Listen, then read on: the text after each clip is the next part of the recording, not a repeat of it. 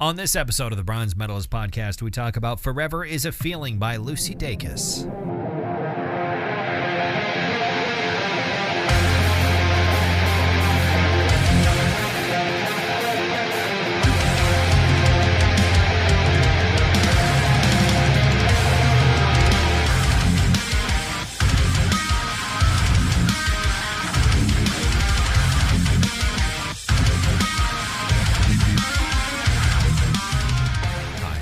Welcome to another episode of the Bronze Metalist Podcast. I'm Kayle. I'm OJ. We're two professional broadcasters. We like metal.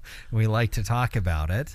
I feel like we're very NPR right now. Yes. Hi, everyone. Hi, Hello, everyone. welcome. Yes. Yeah, professionals. That's us. That's us. And sometimes we like to talk about other stuff. That's not metal. That's not metal. There is some implication in that, suggesting that I don't know. This episode's not going to go well. I've been out of sorts all day. I've been really tired and just it was funny because felt weird. For a while there, I thought, did I do something to piss off Kayle, or did somebody do something? And then I saw the look when you were carrying your shit out of the WGO studio and walking by. You look like you'd just been fired from something. Yeah, I don't know. I've just been in. Look. I just felt weird all day. I didn't sleep well last night. I've had like a weird, not really like a headache, but I felt like mildly sort of lightheaded and kind of slidey. If that makes any sense. I get you. Yeah, I don't know. It just I've felt out of sorts, and when I feel out of sorts, I just don't talk to people. Which I get that. Yeah. I'm just like, I'm not going to be good to talk to right now, so I'm just not going to engage very much. Remain quiet. And your signals are never subtle. Yeah. Your signals are very, hey, Kayle. Oh, where'd he go? Okay. All right. No, I get it. Yeah. He just disappeared. He just disappeared. He didn't. Yeah. Yeah. That's I mean, I'd rather do that than just be a dick. Yeah. I don't know. I just don't feel, it's been a weird, I don't know. Yeah. Did we finish the intro? Maybe. I think we did. We said we like metal and we like to talk about it. But sometimes we like to talk about things that aren't metal. We said that. Which we do during the months of March and September. And this is September. This is September. This will be our last one in September. Indeed, it will be. And so this is the last non-metal album that we will talk about until March, unless something comes out that I'm like, well, we have to talk about this now. Which has happened. It has happened. But yeah. And I gotta say, I'll say right before we even get there, I'll say I really enjoyed this. Yeah, this was very good. I mean, I expected to really enjoy this. And I've been kind of out of sorts too, but I mean, my life has been sort of upside down. Every sink in my home is plugged. And I've been going through like sort of personal stuff with whatnot, and I don't want to get into it. But so listening to this, there was times where like, don't cry. Don't cry. Do it. You're in the comfort of your own home. Get them feelers out. But the sinks are plugged. The sinks don't give a shit if you have to. You can cry and try to fix your sink at the same time. Actually, those two things are not mutually exclusive. I did that yesterday, but it had nothing to do with listening to music. It was just because of the sinks. It was just because of the sinks. Yeah. Why won't you unplug? Yeah, it sucked. Yeah, you can cry and do plumbing. Plumbing at the same time. Don't let anybody tell you otherwise. And what if I get really good at it, and then I can actually... and then you can only do plumbing while you cry? That could be a good marketing tool. The sad plumber. The sad plumber. But doctor, I am Joe the plumber.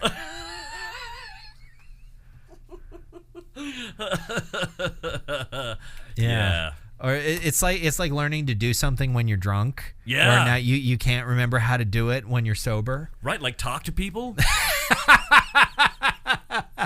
Maybe that's my problem. Yeah, sure. That's what it is. Yeah, if you were just drunk all the time, you get that'd be the most charismatic man in the world. Maybe. I don't think so. Yeah. I think they say it's 2 drinks. Yeah, I no don't more. I don't know if there is an optimal amount of alcohol for me to be a social butterfly. Mm-hmm. I feel like I fly past it pretty quick usually. Yeah, it's a very small sweet spot. Because just because I am more conversational doesn't mean that I'm comfortable. So I will continue drinking until I don't have to worry about that anymore. Right, but now everybody else is uncomfortable.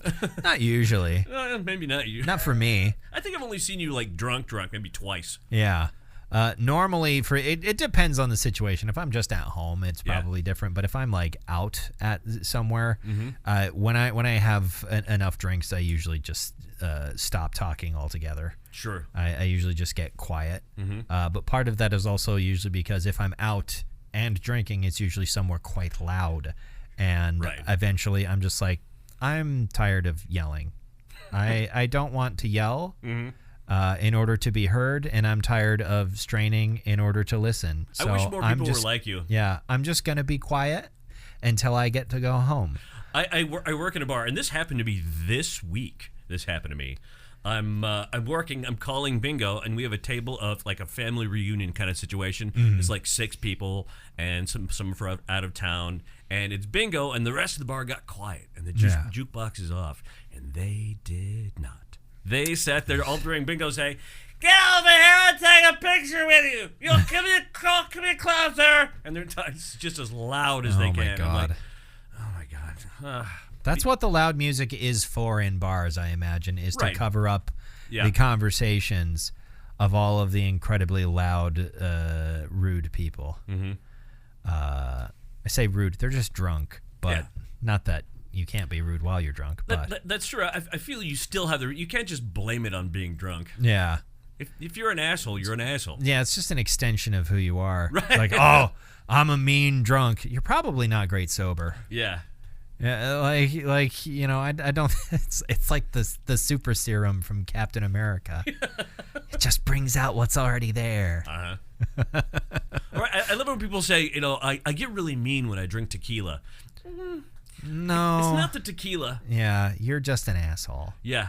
It's not the alcohol's not doing it. I'm sure you know you do probably a better job of not being an asshole while you're sober.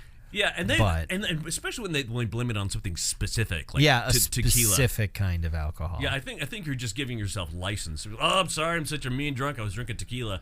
No, you're just mean. I don't think the agave is bringing out negative parts of your personality. No.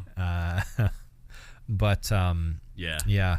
The only difference in the way alcohol affects me is some stuff makes me more tired. I feel like when I drink beer, I tend to get tired faster. Sure, because they just got a belly full of water. Yeah. And the alcohol is coming in at a slow rate. Yeah. Although, I do also feel like I tend to get drunk faster when I drink beer. Really? And I don't know why that is. I continually feel like it's the case in times when I've drunk beer recently. What? You said, I feel like it's the case, and you could have stopped there. Yeah. If you're drinking a whole case of beer, yeah. I feel like I'll have like 2 beers and feel like, I've had a lot. But like, you know, I'll drink whiskey or something like that. And I don't feel like it's the pacing, the amount of alcohol. Like, it's actually this, you know, more. It's actually more alcohol, but because it's, you know, diluted so much more, you don't. I don't know if that's the case. But I see you drink whiskey and you take sips. Yeah, because I like to enjoy it. Exactly, that's great. But if you're drinking like a Schlitz or something, yeah, you're drinking more of that at once. Right, definitely. You're taking your knife and shoving it in the bottom of that can. It's going down now. Yeah, yeah.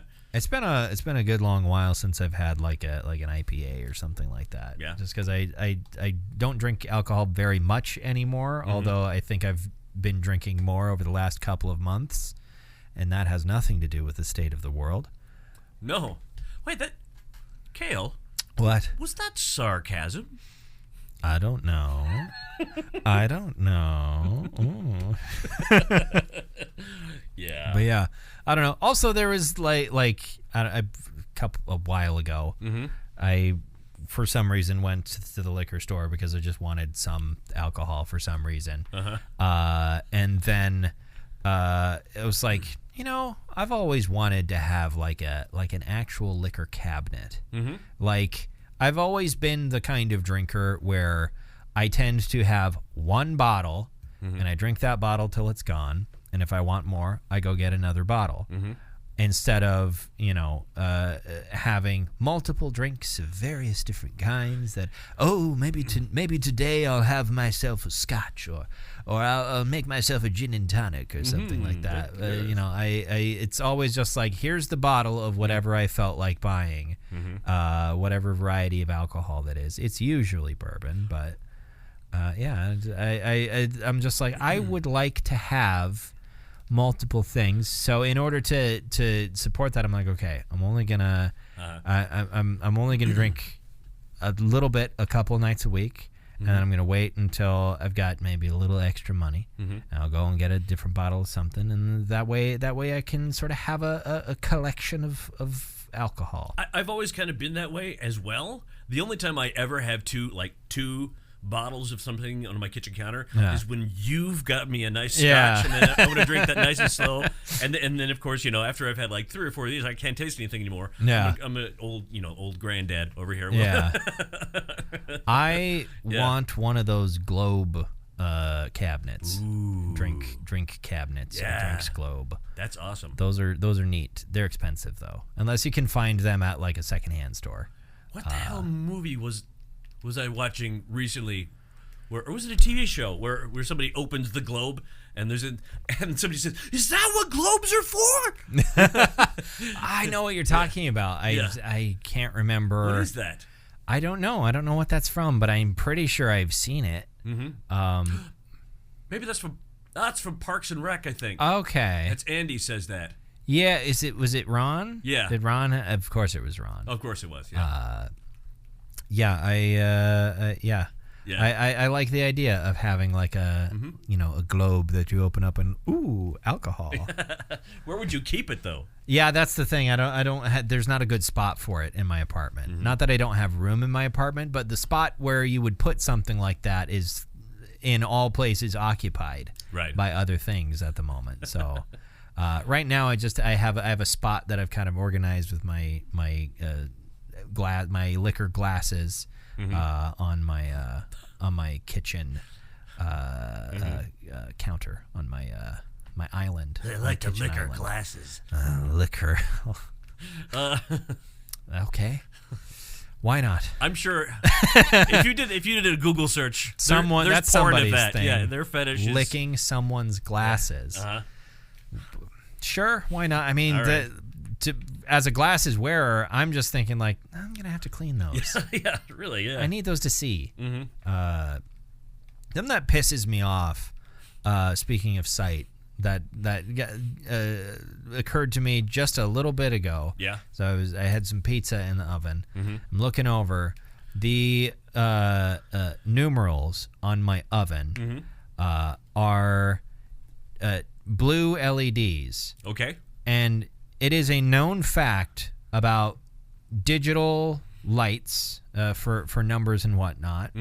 It is a known fact that for whatever reason, the human eye is really fucking bad at resolving that with any amount of clarity from any distance away. Sure. Unless you are 3 feet away from that display, you can barely read it no matter how good your eyesight is. Right. Just because of the way that blue light scatters, essentially. And despite that, every fucking manufacturer uses blue goddamn LEDs in their displays, and it pisses me off because it's like I'm sitting on my couch looking at my oven going, I have no idea what that is. Those numbers are big enough that I should be able to read them from this distance away, but I can't because you used the worst possible color. It's a fact of physics, the interaction of physics and biology, that those numbers are hard to read, and yet you've gone, why not blue? Blue's a nice color. Make them any other fucking color. What they should make them is black. Black on a white background Sure. would probably It's easy to be see, easier yeah. to read. Right. Black on a white background. Fucking red. But if we make them red, people will think it's bad, dangerous. They'll think it's going to explode because it's a bomb. I don't know. It's stupid. Yeah. Shit grinds my gears. So I have a bunch of things with numbers on them, and they're all blue LEDs, and I don't understand why. Why? But yeah, I finally found something that has woken me up. I'm glad you got that off your chest. It's bitching about blue digital displays. They're stupid. They're stupid, and every manufacturer who uses them is wrong. I feel right now that is the main thing that is plaguing our society. Is these blue digital numbers. There's nothing else that is at all correct coming to head the or only being thing that's harmful. bad. That's the reason I'm drinking. Exactly. Is the blue numbers. Fucking blue numbers. Fucking blue numbers. Why would they do that to us? To me specifically. Chaps my hide. Really, I don't know. I've lost it again. It's gone. Yeah. Oh no. My ire was roused, and now it has faded away, and I'm going to take a nap. All right. And that'll be the end of the episode. Have you done anything interesting since last time we spoke? Since last time we spoke? Did you do anything fun? Did you do anything interesting?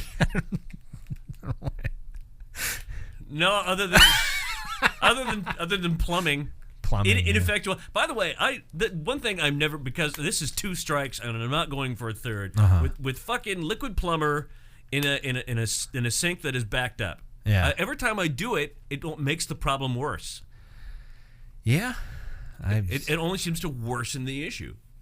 I don't know. And then I got the liquid plumber water. Yeah. Because when I got to take the pipe out, and you can only scoop out so much of the water from the sink and put it in a pail. Here's my ire, and then pour it in the bathtub, and then you unplug that pipe, and now you got water everywhere. Yeah. And now I got a pair of jeans. By the way, some cool acid wash jeans I had that you didn't used to be acid wash. Nice. And some towels that are ruined. You could sell those. I could. The jeans, not the towels. Maybe. You might be able to sell the towels. I had this really cool black towel that's now a spotty black and brown towel. Nice. So anyway, so now I got to deal with that, and my whole apartment just stinks like whatever the hell is in there. And then I put I went and bought a hand snake because I don't have a power drill anymore because the battery died. Yeah. It won't charge. So I'm using a hand crank, and there's just this black, like it's Vanta black sort of looking shit that's just leaking out of the pipe. And I can't. Yeah, it's like. Where is the plug? Where's the clog at? The clog, it seems to be like past the wall. Oh. So I'm actually I've got the P trap, the U pipe off of there, and then I'm going directly up and it seems to go about to the wall. Wow. And then we're done there. I don't know why. It's there, and in my bathroom it does that. What in the hell? I don't know. I mean, as I said before we hit record, I think you need professional help. Yeah. Also, I need to call a plumber. Yeah. Yeah. With the plumbing. Yeah. My plumbing's backed up, Doc. Doctor, my plumbing's all backed up. Yeah. Give me some laxative. Yeah. I'm like Elvis. How so? Apparently, he didn't take a shit for like the last couple of months of his life. Was he on heroin? He was on bunch. I don't know any if it was kind heroin. of opioids? Because opioids make you constipated. I think it was in pill form. Okay. Yeah, that sounds right. Yeah. That sounds familiar. But ultimately, he had a heart attack. I mean, he had a heart attack while trying to take a shit. Exactly. Didn't he? Yeah, he was pushing real hard, and apparently, it was more than his heart could take. Yeah. I mean, don't do drugs, kids. Yeah, don't do don't do drugs. Period. But I feel like, especially if you're one of the most famous people in the world, think about how dignified you want your death to be. Yeah, when you're doing stuff. It's like, if I died doing this, would it tarnish my legacy? I feel like that should be a good advice for anybody. Yeah, I feel like even if you're not famous. Yeah, if you find yourself in a situation going, if I die doing this, is this how I'm going to be remembered? Will my obituary be embarrassing? Is it going to be like the Williams and Rhee song? He died with his ding dong in his hand. Yeah, I mean, That reminds me. That's what I'm doing tomorrow. What are you doing tomorrow? Hustfest. You're going to the Hustfest? I'm going to the Hustfest. Hell yeah. You weren't sure if you were going to go earlier. I wasn't, but because I talked to Maximus, and he's like, "What day are we going? We gotta go." Like, all right, shit, yeah. Go to the Hustfest. Go to the Hustfest. If you're not from North Dakota, right? The Norsk Hustfest is the largest Scandinavian heritage festival in the United States. Yes. North America, yeah. in fact. U.S., the U.S., Canada, and Mexico. And you will not find. Central America is technically part of North America. So if they have a Central America in Panama, it's nowhere near as big as the one here in Minot. Or Bolivia, or El Salvador, Belize. This is just going to be a what list. else? What other? There's got to be at least one country in Central America I'm missing. Central and South America Costa Rica? are kind of No. Yeah, Costa Rica's in Central America. Central and South America are like a bit of a blind spot for me geographically. I feel like South America, I feel like I remember the countries usually because they're bigger, most of them. But I feel like I'm always missing a few countries in South. Oh, I forgot about Nicaragua. And Guatemala. Oh, sure. And Honduras. Oh, man. How do you forget Honduras? Wait, where's Bolivia? Where's Bolivia? Isn't Bolivia in South America? I think you're right. Yeah. Yeah. Where's Bolivia? I'm looking at Google Maps right now. Yeah, Bolivia's in South America. Yeah. Bolivia is sort of nestled between Chile, Peru, and Brazil. Right. I'm the geography guy. That's like one of my things. But like you say, Central and South America, blind spot. Yeah, I don't know what it is. It's just and history too. I don't know a whole lot of the history of those places. Right. I could probably do better than most Americans, but it's not enough for me. Right. I want to know your more. standards are higher. I have high standards when it comes to geography. Which that was a little knowledge. Not bomb, a knowledge grenade, perhaps to say. Sure. Not a knowledge bomb, but just a small. No, not a firecracker. A firecracker, an M80. Sure. A cherry bomb, if you will. Where someone it was in a chat and someone brought up geography, and someone was like, "I didn't know that was geography. It was something to do with culture." And it's like, I thought, I didn't know. It was like geography is not just where places are on a map. It's just about it. Geography is a very all-encompassing field. It is. It has to do with, it's not just where things are, it's also who lives there and how did all those things get there. And why the separation exists between that landmass and that landmass, even though they're bordered. That's more like politically. Like politically, yes. I thought you were talking about... sometimes borders are formed by land... features, but I thought you were getting into plate tectonics. No. I was like, that's a little more squarely geology. Although geography is oftentimes considered the place where social studies and geology meet. This is slowly turning back into NPR. It is, yeah. Weird. I mean, if I feel like working in radio in general, is already not the greatest for job security. But I feel like especially right now. For a long time, I was like, man, it'd be nice to work for NPR. No, not anymore. Not anymore. Yeah, it'd be nice to volunteer for NPR. Yeah, because that's what you'd have to do. Yeah, yeah. But yeah, I just like the vibes of NPR, generally speaking, for as long as they're going to last. Right. In this current age. I'm gonna take another drink. Yeah, all right, there you go. Let's talk about music. All right. We like music. We do. And we like to talk about it. Now, today we're talking about Lucy Dacus. Yeah, Lucy Dacus. So this album's called Forever for It's her newest album. Her newest album, Forever is a Feeling. If you don't know who Lucy Dacus is, she's an American singer-songwriter. Been making music since a certain amount of time ago. God damn it. I can't move my fucking mouse. There we go. I had like pages pulled up, but my mouse was being silly. So yeah, she's been making music since when? When, Wikipedia? Show me the number I want. I don't know, like 2015 or something. Yeah. There we go. Years active. That's the criteria I want. For a decade now. Yes. So she She started making music around then. Yeah. And she's maybe known to listeners of the podcast. We've talked about before the indie supergroup Boy Genius. Yes. Before, which is a favorite band of mine. I almost said Boy Wonder. Yes. So Boy Genius is a supergroup consisting of herself, Phoebe Bridgers, and Julian Baker, who I didn't know until today. Julian Baker and Lucy Dacus are dating. I didn't know that. I knew neither of them were straight, but I didn't know they were in a relationship. I think that was relatively recent. But anyway, the three of them all started making music at around the same time. All of them are around the same age. And they were apparently kind of upset that fans of each of them individually started like kind of pitting them against each other in conversations. And they're like, let's just make an album together, and then people won't like compare us to each other and like think it's a competition between us. And so they made an EP, and then it was a little while before they made an album. That was in 2023. Yeah. But I adore that album. It's really good. But she's been making a bunch of her own music as well. And this is the latest example of that. And we're turning back into NPR. Yes, indeed. This is the latest example of that. And so yeah, her style is very much indie folk, indie rock.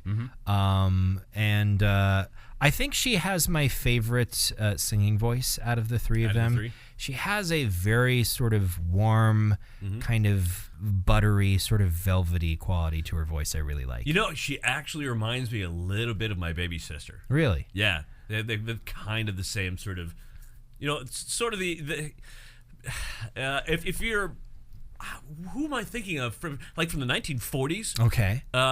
You know, like sort of the heroine woman voice. The heroine woman voice. Yeah, but it's mellow. It's got a certain like an quality to it that kind of lounge singery is something that I had thought of. Yeah. The biggest comparison that comes to my mind for her voice is Adele, honestly. Sure, yeah. She tends to be very quiet Adele. Yeah, her vocal performances tend to be quite a bit more understated than Adele tends to go for. But yeah, they have similar qualities to their voice. But yeah, she's I really like her singing, and I really like her lyric writing style as well. My favorite thing about her is her lyrics. Her lyricism is really good. My God. It's melancholy, but also playful in a way. Right. She's got these very clever turns of phrase and witticisms that I think take some of the I guess depression out of the out of the melancholy nature of her lyrics. She also tends to write with a pretty heavy focus on sort of relationships, romance, that sort of thing. There's a lot of breaking up going on in this album. And that's been a thing. I've only listened to one of her other albums, Home Video, which came out in 2018. And the difference that a lot of people have pointed out between Home Video and this album is this album generally is a fair bit more in some ways more mature. Not to say that the previous album was immature, but just a little bit more grown-up take on some of these situations, which one would expect because she's 7 years older now than she was when she wrote the previous album. But this actually made me laugh a few times as well, though, still. But not like a childish way of being, but like in the song, I can't remember the name of the song, but she's talking about how someone's really good at Grand Theft Auto, and how it should be very concerning for us that he is, like why are you so good at this game? Limerence. Limerence, which I really like that song in general.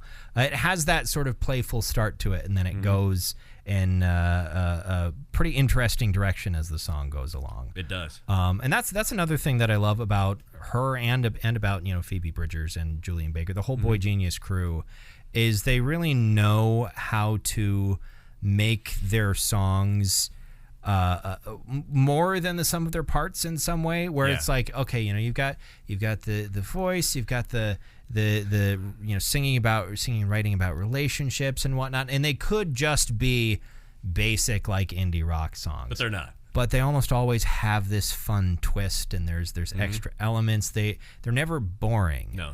And I think that's part of the appeal for all of them, and with Boy Genius itself, is that it's like, no, they're, I feel like indie folk and indie rock is one of those things that is one of those genres that can be shockingly more corporate than you would think for a genre that's called indie. Right. Because sonically it has a tendency to be very safe in certain ways. And I think generally speaking, they avoid that. Their songs are not quite as safe as they could be, which is something that I appreciate a lot, because I also like music that is just a little weird and a little different. And she borderlines on racy here a couple of times as well. Yeah. Which, I mean, historically has been something that sometimes makes me uncomfortable, but I think that's normally in metal songs where it feels weirdly out of place to me, and I think there's a big difference between, like, the tone of the song Ankles and the tone of Peter Steele saying, I would do anything to make you come. Yeah.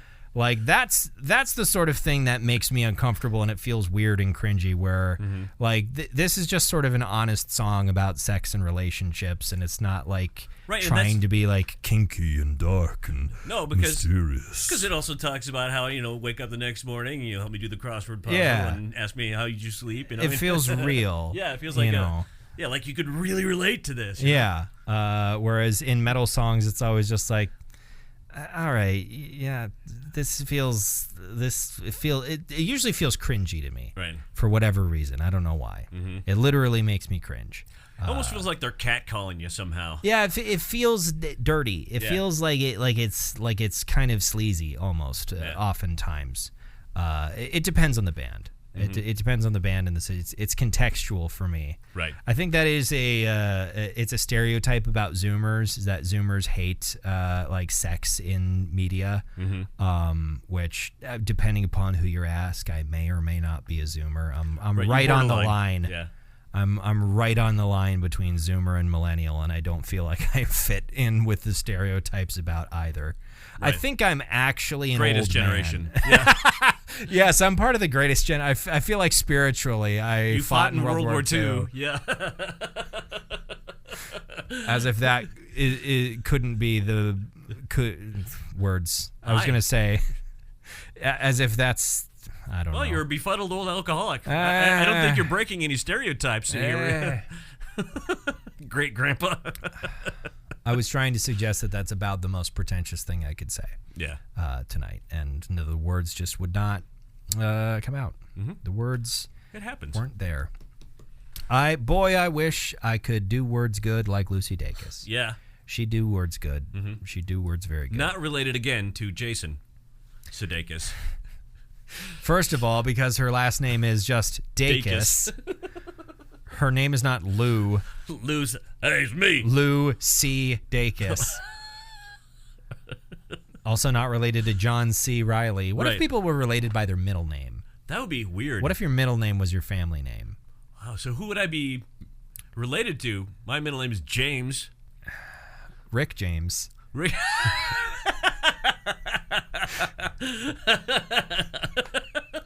Cocaine is a I'm hell of a OJ Bennett, drug. bitch. But it's a fun game to play with anybody from the Boy Genius trio, to listening to their solo work and like kind of guessing when one of the other ones is going to show up. Right. And the first other one to show up, Phoebe Bridgers, on the fifth song, which I should have looked at the name of the song before that would have been that. That would have been cool. A thing to have. That would have been a professional thing.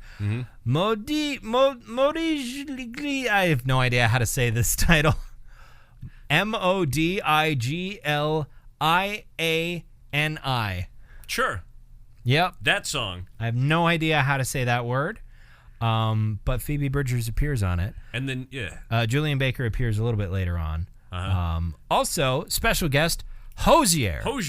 Irish singer Hozier. Yeah. I had seen last week when I was looking at this album for the first time and listening to it, looking and listening, that he was on it, but I had forgotten. And so I hear this man start singing. I'm like, who's this? And then that thick Irish accent he has started coming through, and I was like, oh, there he is. There he is. Hozier. He has such a, like, I feel like it's such a thing with popular artists from the islands, whether you're Irish or from Great Britain, where they tend not to sing with a British accent. Yeah. And I'm not him. Not him. Yeah. His singing is very accented in the best way, because I feel like outside of very very classic sort of classically Irish songs, for the most part, accents like his you don't hear a lot even from Irish singing. Like you got like your Flogging Mollies and whatnot, where that's that music is unmistakably Irish, right? Or then you get like Green Day, who are singing an English accent. Yeah. I mean that's just a thing with like 90s pop punk, where it's sort of weird. England by way of Southern California, right, in a way that doesn't make any sense. It's like, how did that happen? And it's just, I think it's just a weird coincidence, basically. Sure. Well, yes, because I think that they're sort of, paying some sort of, if not intentional, tribute to punk. Yeah, I think it's because punk came out of the UK. Right. And so you grow up listening to Sex Pistols or whatnot, right? And you learn to sing like them, and well, they were British, so there you go. What were we talking about? We're talking about Hozier. Yeah, and him showing up on the song Bullseye. I feel like I should listen to more of his stuff. Yeah, I feel like I would enjoy it, but I just have never gotten around to it. Does the album slap? Yeah. Yes, I think this album does indeed slap. It's got a 75 on Metacritic, which is okay. I think it deserves more. Yeah. But when you're aggregating a lot, especially the more reviews you have, people will have a wide variety of opinions, and it takes something that is truly landmark to really rise above that. Right. Like when we were talking about Stevie Wonder. Yeah. And it was like one of the highest aggregate scores we've ever had on the show, right, because it's fucking Stevie Wonder. I'm just imagining him going, "I'm Stevie Wonder, bitch." Do you have any idea who I am? Yeah. I'm fucking little Stevie Wonder. What's your favorite song on the album? I think it is actually the aforementioned Ankles. Yeah, Ankles is really good.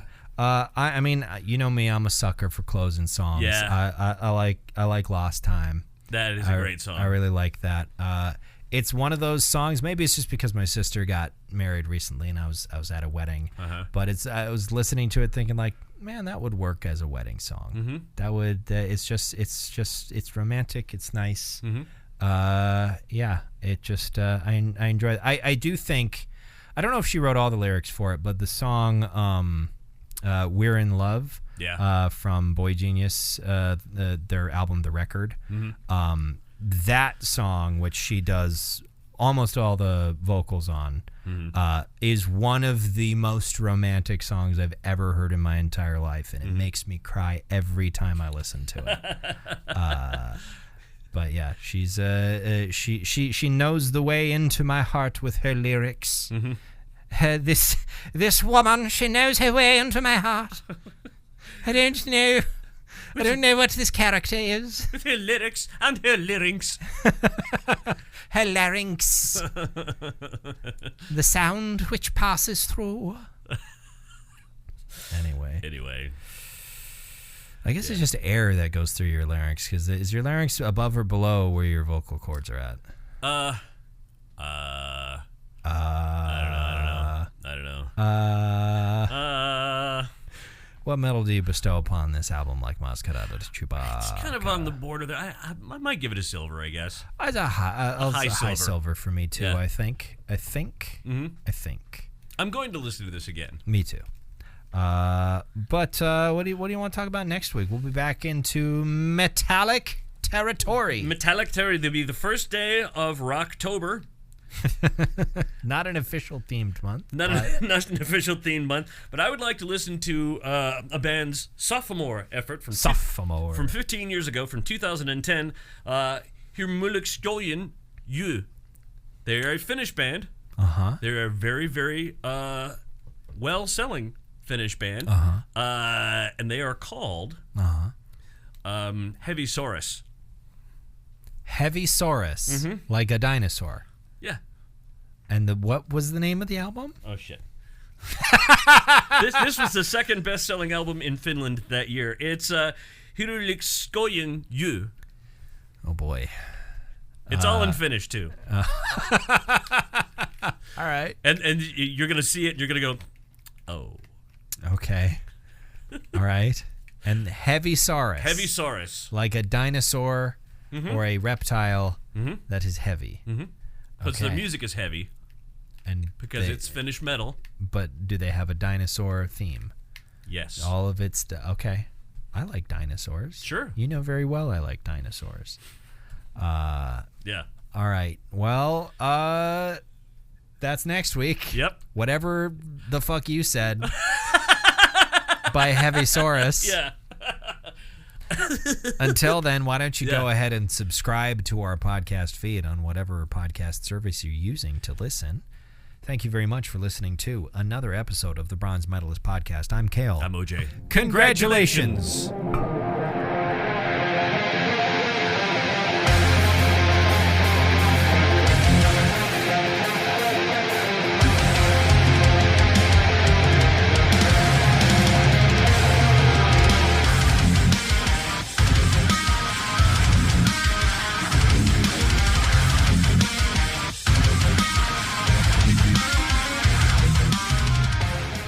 Hey.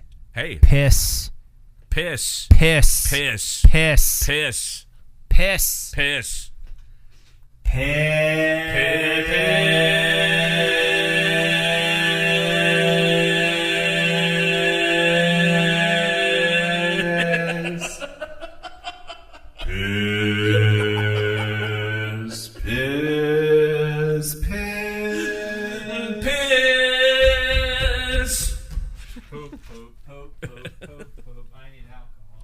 You need alcohol?